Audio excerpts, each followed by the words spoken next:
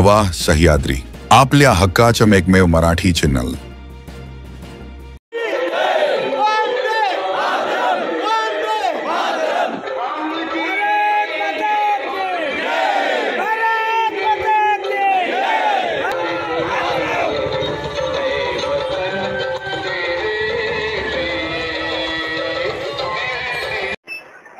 शासनामार्फत हर घर तिरंगा हे अभियान सध्या राबवलं जातं।